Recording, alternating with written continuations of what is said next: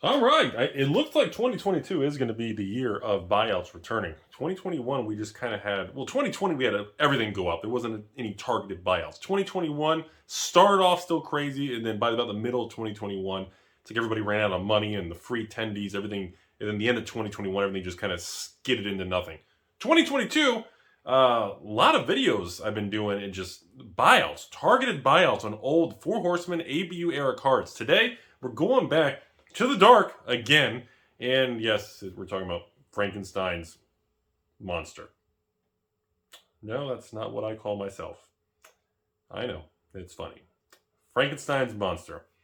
As of filming this video, we are on the last week of January 2022, and the cheapest light played on TCG Player and eBay is in the 30s and 40s, and near mint pack fresh is now 70s and 80s and above, with graded copies selling not even gem mint gold labels for 200 plus.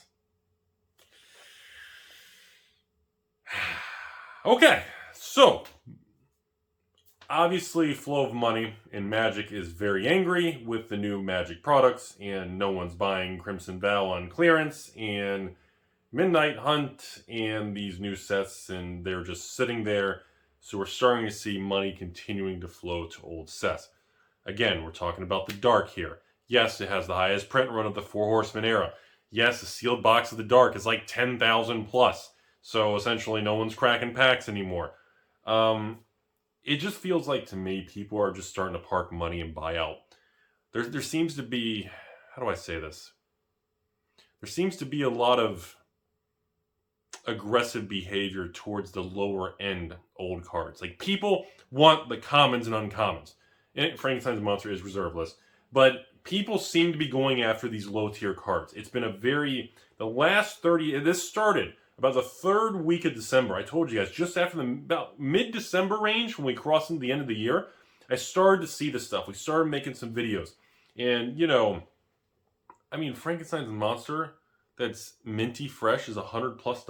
Like, it's crazy. It's crazy. And I think this is a combination of people moving assets around, people parking money into cards they enjoy, very old cards that they feel safe holding in parking value and long term, and of course set collectors. A lot, maybe when grading is going to, because a lot of people know Beckett and PSA's grading is going to be coming back online pretty soon, and I think that's a sum of all of these things. I don't think there's a set variable. I just think overall you got people, a lot of activity. I got a lot of videos on buyouts and things coming up. I got multiple videos in the dark. We got more videos on Ice Age and Alliances.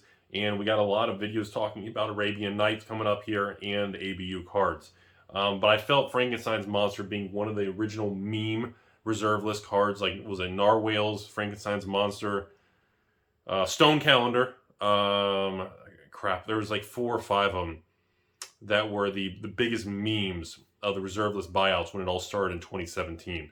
And it was hilarious. And here we are. If you had bought those, even in the 2017 buyout, even with the dips and ups and downs, you would still be up if you just kind of held on. And, you know, like I always say on Wall Street, stocks, crypto, bonds, real estate, collectibles, you want to know the secret to all this stuff?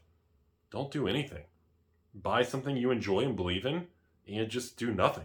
You know, I mean, that's really the best secret. Trying to time this stuff and wait for this, and I'm going to get a 5% eBay bucks, and nope, TCG Player is going to have a cashback. Trying to time all these things with the market, it doesn't work. Sellers adjust prices when they know there's a TCG Player promotion coming. eBay, you know, you see prices adjust when they have eBay bucks promos and coupon codes. You know, when it doesn't work. The people who come out ahead are the ones that, I hate to say it, do absolutely nothing. Do they just buy the cards and build collections and investments in stocks and bonds and crypto and real estate and collectibles, and they just enjoy it and they build a diversified portfolio long term?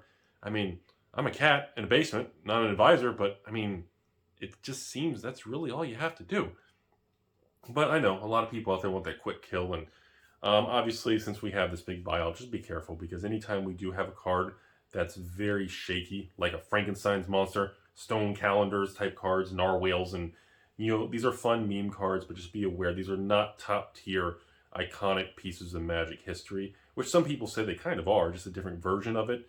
But just be aware, these type of things, when people buy them out, that means there are people out there with quite a few copies, 10 copies plus, 50 copies plus, maybe a couple people with 100 plus copies. Just be aware these people, they may be holding on to them. They may, you know, have a cost basis on Frankenstein's monster of $10, and when it's 100 plus, they'll just throw a few back into the market, recoup most of their capital, and keep the rest for free. They may unload it slowly. Just be aware that it is being manipulated when you deal with a card like Frankenstein's monster. It's not a bad, evil, terrible thing. Just understand how the market dynamics work, and don't buy at the tippy top. Wait for a cool off. You know, whenever a buyout happens, it's usually best to, you know, cover it so people are aware, so they understand what it was and what it is now, price-wise. But then also to again, do nothing for usually 30 to 90 days and let the market rebalance. So, Frankenstein's monster. That's today's video. Good Lord.